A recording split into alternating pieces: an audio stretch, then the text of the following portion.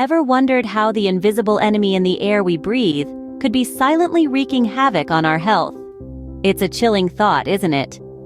Today, we delve into the science behind how air pollution can trigger asthma attacks. Air pollution, a seemingly invisible threat, holds the potential to turn our very life source into a health hazard.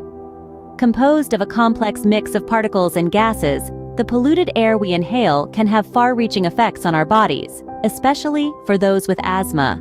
Picture this: a typical breath of air.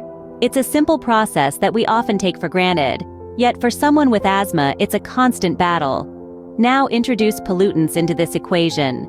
The lungs, once a safe haven for oxygen, now become a battleground filled with harmful particles. Science tells us that these pollutants, particularly particulate matter and nitrogen dioxide, can cause inflammation and irritation in the airways.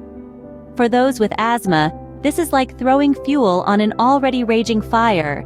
Their airways, already sensitive and swollen, react to this invasion, leading to shortness of breath, wheezing, and coughing, the hallmarks of an asthma attack. Now, imagine a city bustling with vehicles, factories spewing smoke, and dust swirling in the air. This is not just a picture of urban life, it's a recipe for an asthma attack.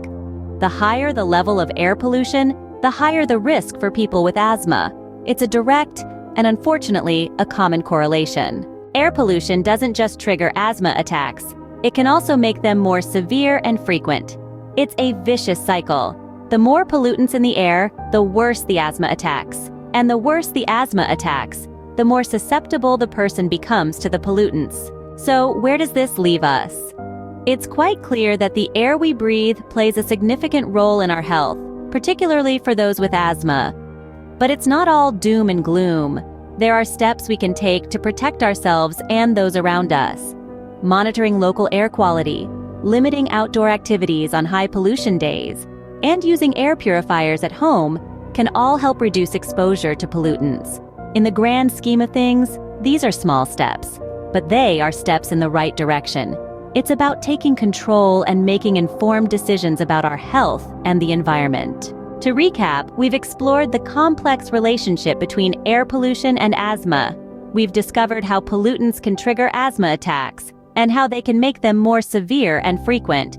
We've also discussed some practical steps to reduce exposure to pollutants. Remember, knowledge is power. Understanding the risks and knowing how to manage them can go a long way in protecting ourselves and those we care about. So let's take a deep, clean breath and step forward into a healthier future.